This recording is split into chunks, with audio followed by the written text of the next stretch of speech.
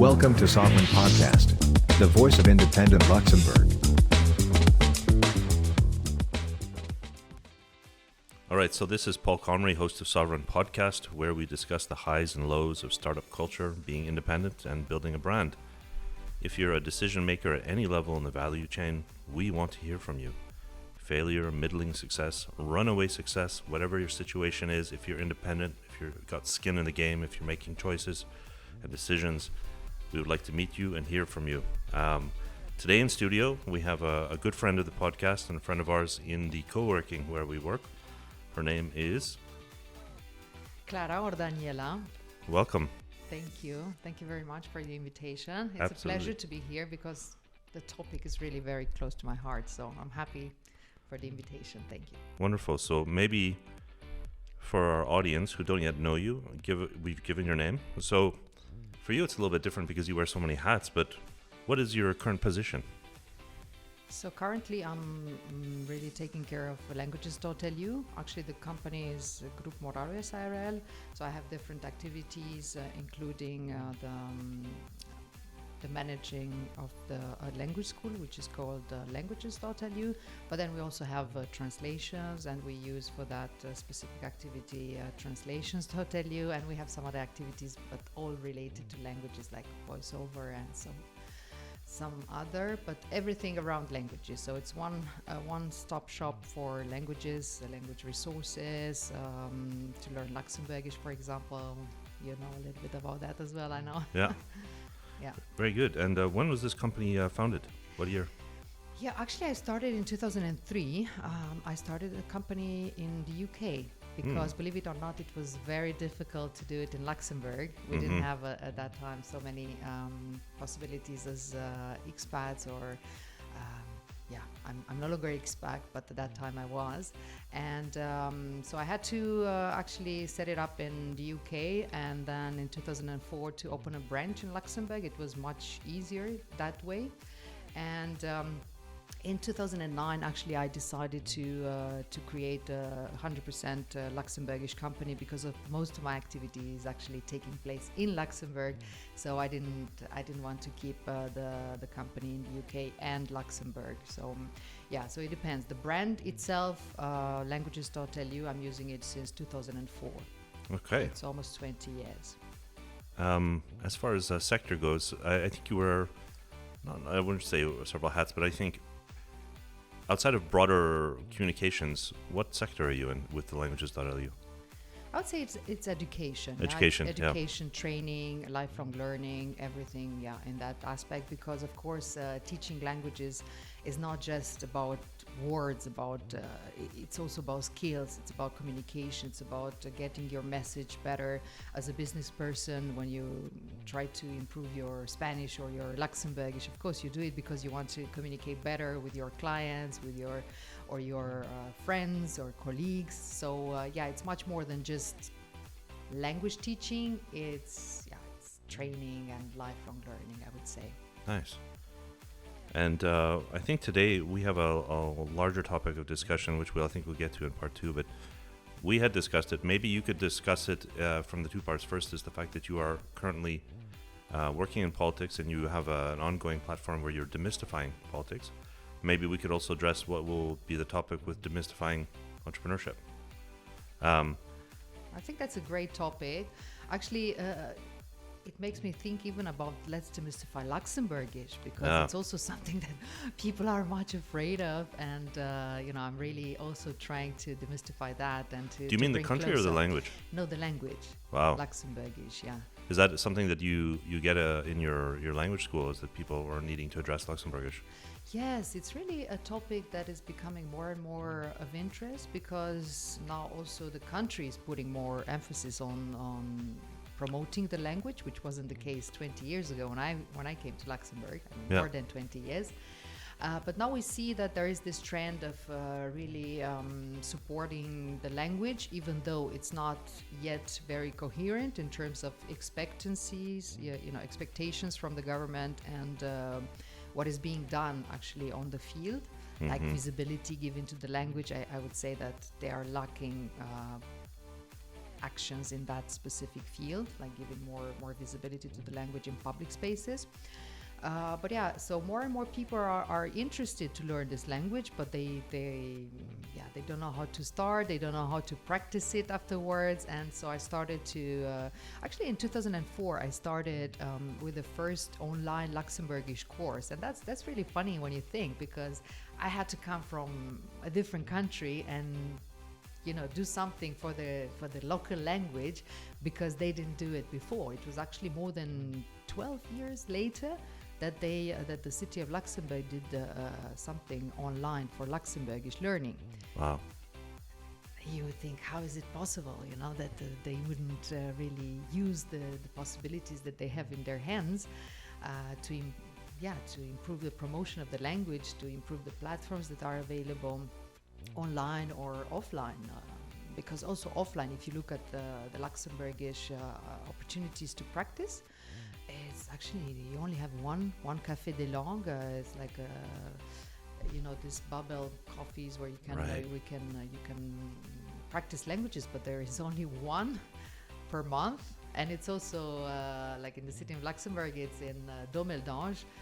If you don't have a car to go there and to find the place, I don't think that there are a lot of things being done to actually help foreigners and new Luxembourgers to practice this language on a regular basis. So there is a lot of improvement to be done yet. Mm-hmm. Okay, so before we get into our topic that of this demystification thing, for our audience, we're going to quickly go through some of the questions that we have that allows us to turn this into a part 1 and part 2 podcast.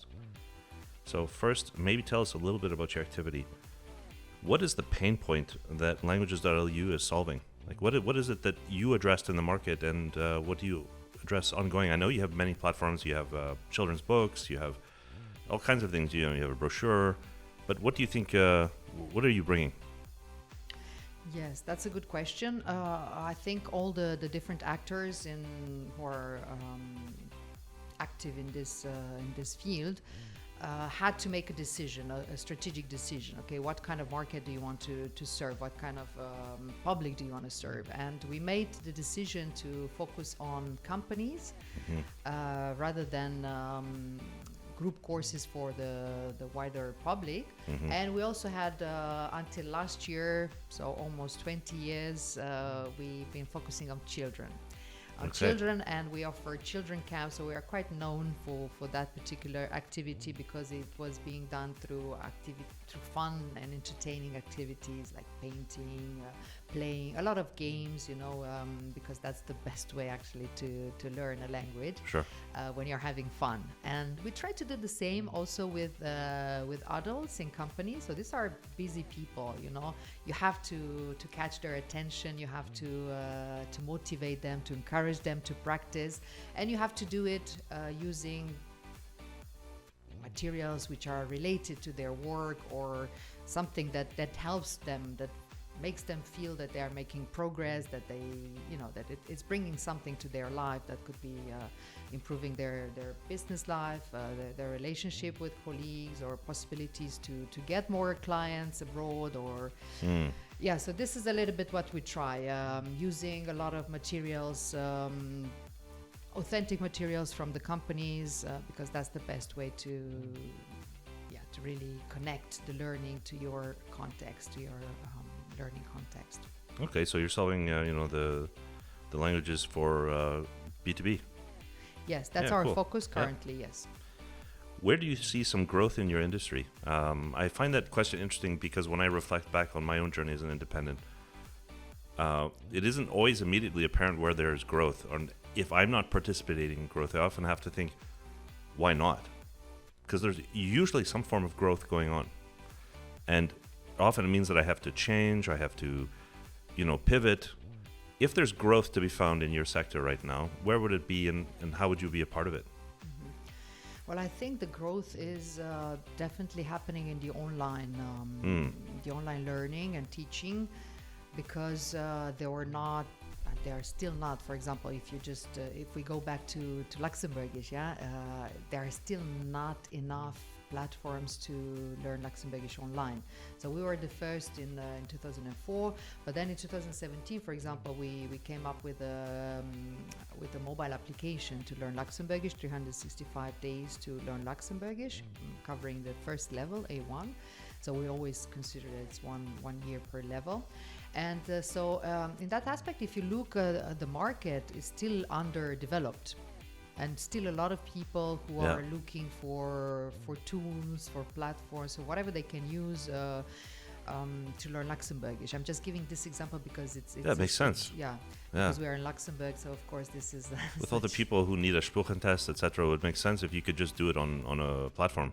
Yes, but it's not only for those who actually need to prepare, and those who also passed the test need some of course practice. They need ongoing. Yes, they need ongoing practice, and that's what's missing. So you have a lot of materials covering the first levels, A1, A2, but then nothing when you start actually to read a story. And that's not something that I'm particularly focusing on. I started with the first levels because I thought there was really there was a big hole in the market, and nobody was taking care. But nobody was taking care because you need a lot of resources. So you need human and you need financial resources to invest them in such learning materials that I've developed. And I have to say that I'm giving this actually free of charge. Our audio materials are available on our website, Languages.lu, under the learning materials part. And anybody can use, whether or not they bought some of our educational games or whatever materials that we have published and we sell online. So because there is so much demand. But nobody really taking care of this. So I think the growth is really in this part, because you cannot look abroad, for example, like for English. For English, there are so many countries and so many communities and so many institutions which put a lot of resources to develop materials, all kinds of materials. But for Luxembourgish, it's not yet the case. So I would say that's really the area that, and also we need a lot of more teachers, interpreters, translators, because there was no school for that in the past. I mean, it's quite recent that they started at the Institut National des Langues, some courses really for teachers, but it's brand new. So, Nice. How do you plan to meet the growth? Meet this? This is you're an entrepreneur. You're an independent, and you're someone whom I've seen. You're a decisive person. You're a decisive woman, and it's interesting to think about what actions would you take in short to longer term to meet this demand. Personally, I've decided not to go into that direction. Not because I don't see the growth, but because I'm not a native speaker, and I think I'm doing a lot of innovation in terms of learning materials for Luxembourgish, but I don't want necessarily to pursue. I think this is something that we have. Because we have some institutions in Luxembourg which were recently set up, like you have even a commissaire de la langue luxembourgeoise. So there really now you have a center for the Luxembourgish language. Then you have the Institut National des Langues. So you have some major actors which can do much more than I can do. Of course, yeah. So because we have a small company, and I'm not necessarily interested in becoming a very big.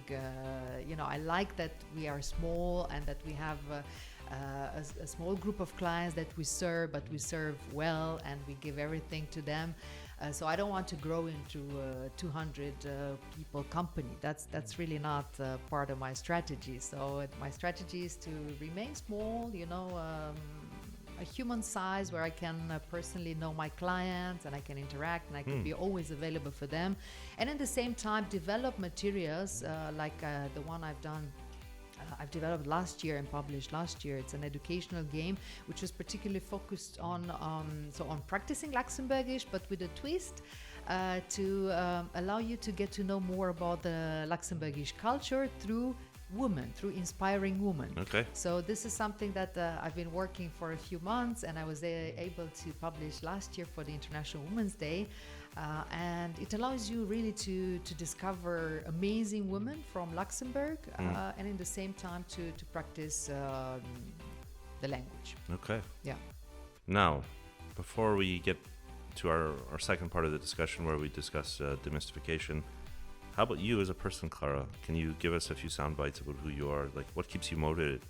Because you and I have discussed, you had a different model for your company prior to COVID. You went through COVID like all of us. It was brutal.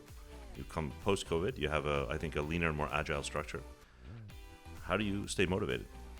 I really love to innovate. I really love to bring people together and to make a change, to make a contribution, to serve something, a cause or community. This is what keeps me motivated. So I think I'm a very generous person with my time and with my energy. So Indeed, you're here. Yeah, I like really to help. Of course, now as an entrepreneur, as you know, time is limited. Time is money. Time is money, yeah. So we have to be very good at managing our time if we want to give back to give back something to the community. So giving something back to my country, like I've done with the learning materials and all the innovations that I've done for the Luxembourgish language, is really a way to give back to the country that is my country now, that it became my home. Okay. Yeah. Nice. Who or what is your support system? The reason why I brought up these questions, these are things that I thought about as an independent. I would not be able to survive in this country without my mom and my sisters. They have really supported me along this journey. And, family has been the backbone of my being able to go out and do this. So who if you have a support structure, what is it and who are they? Yes, I have different support structures, and I'm really lucky to have them. Because indeed, as you mentioned, during the pandemic, it was brutal for many people. Yeah. And unfortunately, I know people who took their own lives because they just couldn't manage. And actually, one of my very good friends from childhood from Romania, he took his life. Sorry. And it's really, I think, because as entrepreneurs, very often we don't go out too much to talk about our problems. No, so we don't. Therefore, it's so important what you just said, to have this support group. I have my mom as well. Yeah. She's always there. She's always sometimes she doesn't agree with and she's always so surprised and so amazed that I managed to do so many things the way I planned them. She's like, okay, how do you do that? I try only to plan my week and I cannot do it. I cannot keep the planning. But yeah, I like to organize my time and I have a few groups that I can count on. So I have a few entrepreneurs actually I know I can reach out and ask. It's what I've done actually during this last couple of years, also to ask for suggestions and how would they do it, also in terms of political involvement, so it's really this entrepreneurs who have much more experience than me. They're always there. I will not name them, of course, because it depends on which type of questions I have and challenges I'm confronted with, that I reach out to them. But I also have some good friends, very long-term friends, who sometimes, it took me a while actually to be able to speak about challenges, because I've been raised as I need to be a winner, in Romania, and the communist country, we needed to be very competitive and to, You hide weakness. Yes, and as an entrepreneur, I feel that a lot of us are hiding their challenges and weaknesses. I wouldn't like to maybe it's the wrong word, weakness. Maybe it's the wrong word. Yeah, because it's vulnerabilities. Vulnerabilities or challenges. Challenges, Because as an entrepreneur, you have to deal with challenges all the time. Right. If you're not having any challenges, it means that you're sleeping and really just too much in your comfort zone, right? Right. And we have challenges and problems to solve almost every day. That's our job. Yeah. And so do you really want to go out to people who don't know you, who don't know your journey, to speak about those? No, you really have to have the trust. And yeah, as I said, I have different groups that I can reach out to, and I know they will not judge, or if they judge, they will do it constructively, you know, really like a constructive critique, and really just trying to help. No, it's Yeah. true. I mean, I have had, so I have an ongoing support structure with my family, but there's also been several entrepreneurs along the way. Some have been clients, some have been just friends, and several of them, I don't know why, but they agreed to help me for numbers of years. They would take their time to meet with me, and some of them would say things like, someone helped me. Yeah. But I wonder if it's not because you also give your time to them, because or maybe Could not be. to them, but maybe to other people, you know, Could because be. I think it's, you know, it's a kind of circular. I mean, if you give, maybe you will receive, not necessarily from that person that you help. But I mean, in my case, I was lucky to have people around me who are enthusiastic about my success, and who were there to support me, and that's why I like to do the same. Yeah. I had some mentors along the way, and really thanks to them I learned so much, and I was confident in my strengths and in who I am, who I became thanks to them. And yeah, I think it's so important. Okay. So maybe because of that, you also have these people around you. So, you know, when people tell you, okay, I have nobody around, maybe the question to ask is, okay, but how available are you for others? That's interesting. Because it has to be a win-win, even though not from the same person, but you know, you give and eventually will receive. Yeah. Yeah.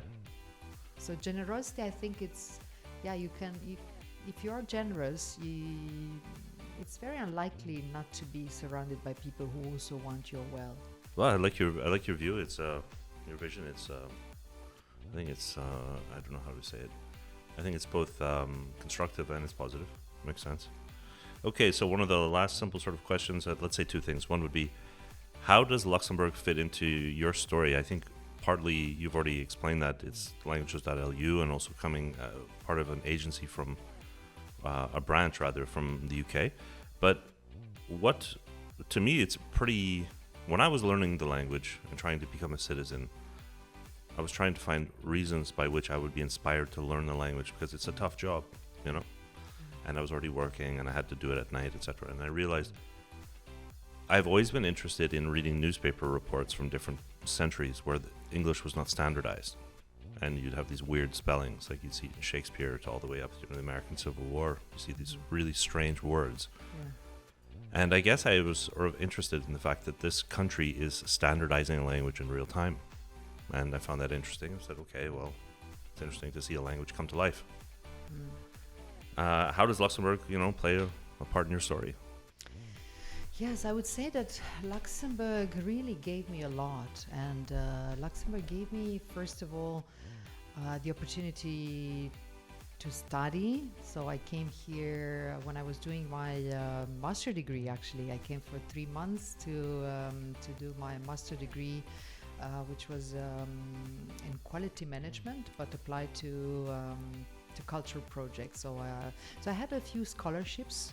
I would say that Luxembourg really invested in me, so they would better get their return on investment soon, because they really invested in me. I didn't know that you came here on scholarship. Yes, it was a short-term scholarship. So the first year I came for 3 months. At the University of Luxembourg? No. I was doing my master degree in Romania at the University of Sibiu. And so I was doing my master thesis there, but it was on a project from Luxembourg. So I was for 3 months working in the Ministry of Culture, in the monuments. So that specific department no longer is called like that, but they changed the name. I don't know the new name, but it was Service des Cités Monuments Nationaux. So it was everything to do with historical sites and castles and all this renovation of houses from before the 1940. and it was really nice. So I've done my thesis on a comparison between the Vauban itinerary and Wenzel. I don't know if you learn, but there are some cultural routes that have been created here in Luxembourg. You can discover the city through these routes. So you follow this cultural route, for example, of Wenzel, and we have a similar project which has been implemented by the Ministry of Culture from Luxembourg in my city in Sibiu. So it was a way to discover the city of Sibiu in 100 minutes. So you go through 1,000 years of history. So I've done this comparison between the two projects and how we could improve the project in Romania. So these were the first 3 months that I spent here, and then I went back to Sibiu, and then the second year they asked me to come back again for 6 months this time, again on a scholarship. And then I went back the third year 9 months, and the fourth time for 1 year. And so they really wanted me badly to to come back. So each year they were doubling the time, and adding 3 months, so 3, 6, 9, and then 12. And then I eventually started an MBA here at Sacred Heart University. And yeah, that's how. Then you pulled the trigger on the country. Yeah, then when I finished my MBA, actually I had more friends here. I figure, okay, let's give it a try. So I started my company in 2003, as I mentioned, in the UK. Yeah. Okay, maybe one last story. Not one story. It's been a long day already. One lighthearted question would be: first of all, you're a lady of many talents. So, but if you could have one superpower, one talent, what would it be? What would help you the most doing your work going forward? If you could imagine something. Ooh. One talent. In addition, so I don't have. In addition, yeah. Okay, in addition, I think it would be to speak more languages, but like perfectly. To have 20 languages that I speak perfectly. Very good. I would love that. Yeah. Especially Luxembourgish. I would love to be able. I already do so many things in Luxembourgish, so if I could be really perfect, then I would very much enjoy that. Okay. Yeah. What about you? I've asked that question several times and I still haven't thought of it. I think for me it would be to have endless energy. Ooh. Yeah, if I could. That's a good one. I hear these stories. I've always been envious of people that I hear. Apparently Napoleon only needed 2 to 3 hours of sleep a night and was fully functional. It was not in any way problematic for him. Probably was problematic for his personality because he was, pretty aggressive. Yeah. But these people who have lots of energy impress me. And maybe it would be problematic for the person living with you, because I had recently a personal experience like that. My ex-partner needed only 5 hours per night, so he wouldn't go to sleep actually before 2 o'clock. Wow. And that's really problematic because I really need 8 hours of sleep. So how do you do to actually have a life with somebody who needs less? And okay, that wouldn't be a problem if you could go to bed, but if the problem insists that you are spending time and you stay there until 1:30 or 2 every evening or morning, how to refer to. Yeah. But then it's a little bit you lose your energy, and it's kind of exhausting, I would say. So, but yeah, this problem of energy, keeping the energy, having enough battery to go you through the day and through the weeks and through the months if you don't go too often on holidays. This is something that a lot of independents and a lot of also business people are confronted with. Yeah.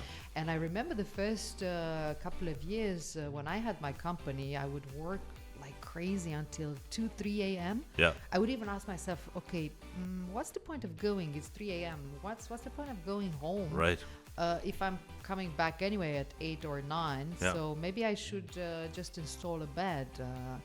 But that's until I figured that as an independent, your work never stops unless, okay, let's think, unless you go bankrupt. Yeah.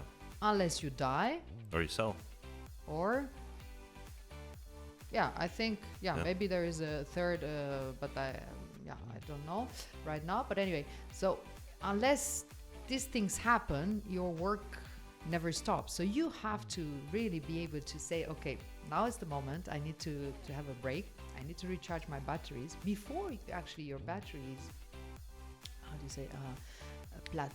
Flat. It's really empty. Yeah. Because then it's too late. You need more That's recovery time. So that's something that a lot of independent people and CEOs, also a lot of CEOs, when I was studying, I did in 2017 one course at INSEAD, and we were a lot of CEOs from all over the world, and they were just exhausted, and they didn't do any sports in so many years. So for them, having a yoga session was kind of like, wow, I'm finding time to myself, also to stay here for 1 month. It was something that, wow, they were not really used to have all that time just for themselves, and to actually sleep and take care of yourself.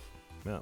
And it's so important actually to recharge regularly your batteries. I think this is something that we don't talk a lot or enough. Yeah. And a lot of people think that if they work endless hours, they will be more successful, or their reputation is growing bigger and bigger. But actually, I would say, no, we need to change a little bit the culture in our society.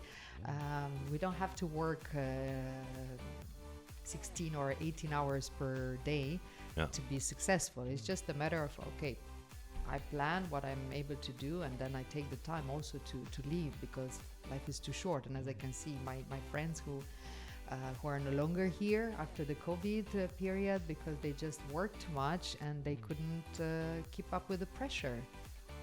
That's very true. Yeah. A friend of mine who is a bit of a mentor, and he was a very senior member of ArcelorMittal, and he just shortly retired. And he was asking me about my work schedule. He's helped me a lot building up my business, and he said, look, people tend to wear workaholism as a badge of honor. Yeah. And he said it's not. He said this to be very point blank. He said it's an addiction, and it's bad for you, and it's bad for the people around you. It is. And you should find a way to disconnect from work as much as possible after a certain hour, and get into a routine where it's like, I'm at work and then I'm off work. And I haven't yet got that, not entirely, but I see what he's saying, that ideally as an independent we should get to a place where we are not saying I'm staying late because it's honorable. Yes. You know? I agree. It's not useful, maybe. Yes, it's not productive. I agree. I totally agree with him. Yeah. I learned that, and really now I take time regularly, and because you just have to think, okay, what if I were sick this specific day? Right. Okay, of course there are so many priorities, but you will always have some more. I mean, tomorrow as well, and after tomorrow, and next week. As I said, work never ends for us. Yeah, right. So you have to know, okay, now I just put it pause. away. Yeah, pause. I pause. Pause. That's a good term. Yeah. Just pause. I just pause. Okay, I just imagine that I would be sick, and then I would kind of like, I wouldn't be able to do anything anyway. So just anticipate and just take some time before you actually get sick. Either physically or morally, because it's both are bad for you. So. Yeah. Well, on that note, I think that's a great way to end part one of our podcast. Thank you very much for your time, Clara. Thank you so much as well. And I hope we'll be having you back on the podcast many times in the future. I hope so too. Thank you. Thank you.